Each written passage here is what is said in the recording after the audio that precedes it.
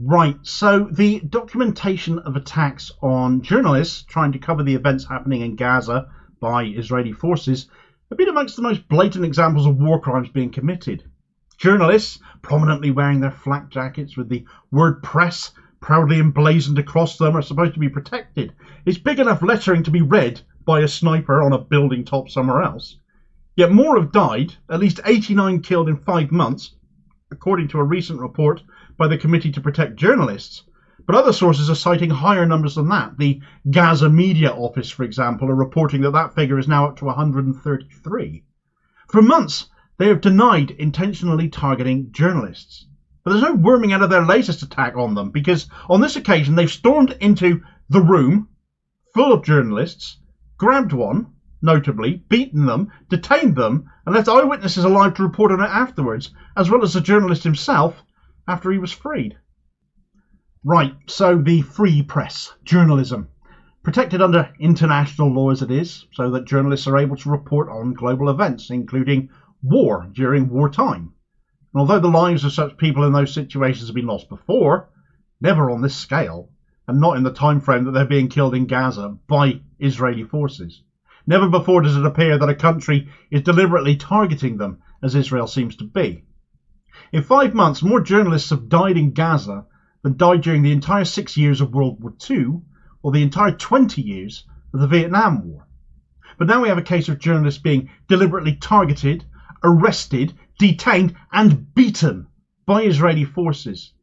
And if Israel thought this was big or clever or served as a warning to them, they picked the wrong network's people, because the guy they targeted works for Al Jazeera.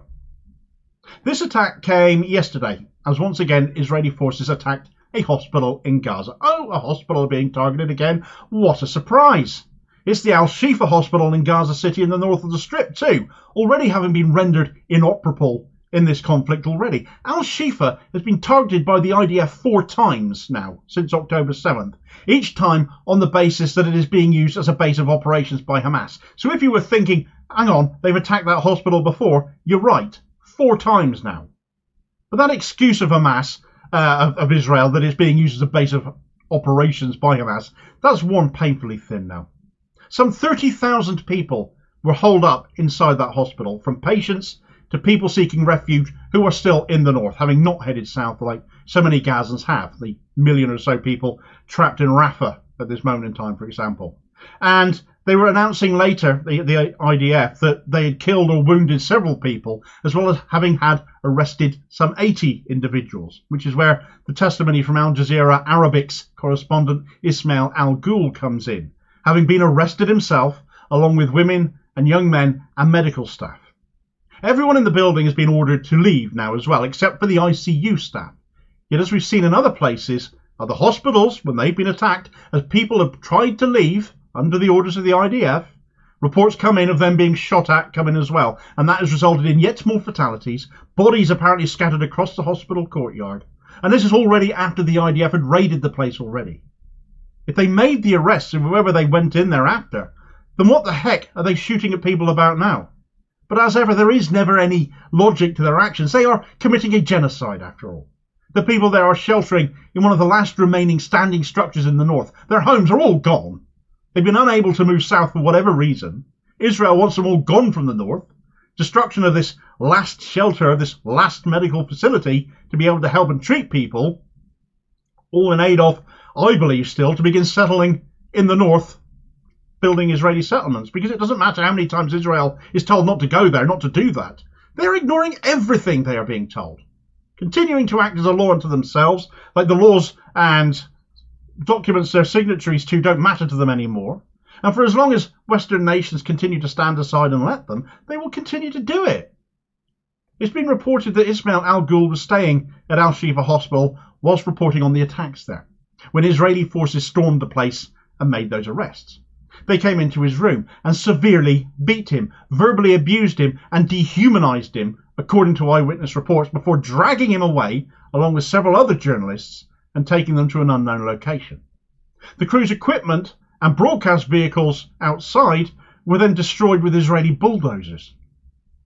Al Jazeera issued a statement following this news breaking, reading, Today, Monday 18th of March 2024, Israeli occupation forces attacked Al Jazeera Arabic correspondent Ismail al-Ghoul in Gaza whilst he was performing his journalistic duties. Following the attack, he was arrested and the broadcast vehicle, along with cameras and equipment, was destroyed.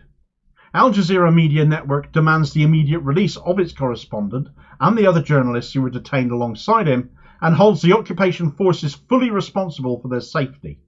Ismail al-Ghoul was arrested this morning inside al-Shifa hospital, along with a number of journalists, while covering the Israeli occupation forces' attack on the hospital.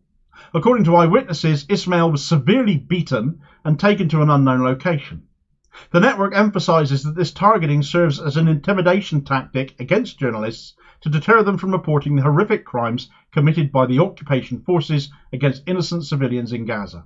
The targeting of Ismail al-Ghoul is part of a series of systematic attacks on Al Jazeera by the occupation authorities, which include the assassination of Shireen Abu Akleh, Samar Abu Daqqa and Hamza al-Dadou, the bombing of its office in Gaza, the deliberate targeting of a number of its journalists and their family members, and the arrest and intimidation of its crews.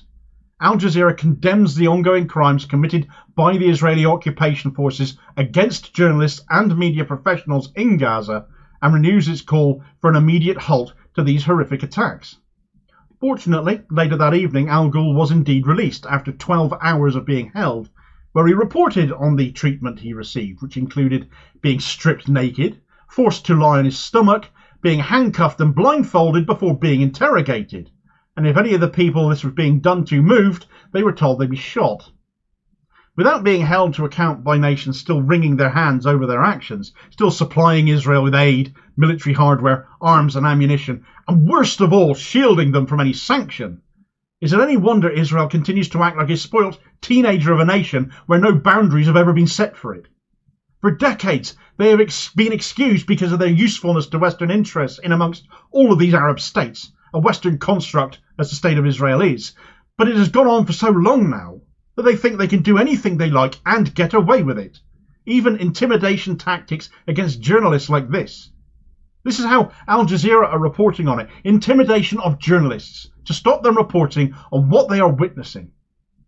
The CEO of the Committee to Protect Journalists has said of this that journalists play an essential role in a war.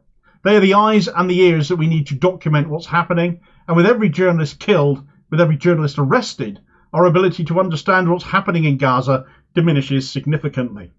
This is the worst conflict for journalists that the Committee to Protect Journalists has ever documented, and the situation is simply getting worse.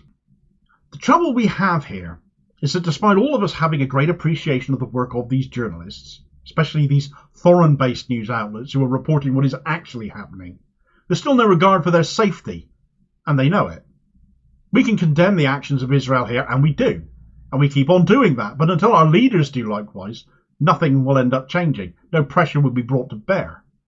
They don't seem to care. They're perfectly happy with the bias of our own journalists, many reporting from nowhere near the area, themselves relying on the work of those taking all the risks, and all too often taking a pro-establishment line when they come to report on it themselves, and also all too often not reporting on these stories at all.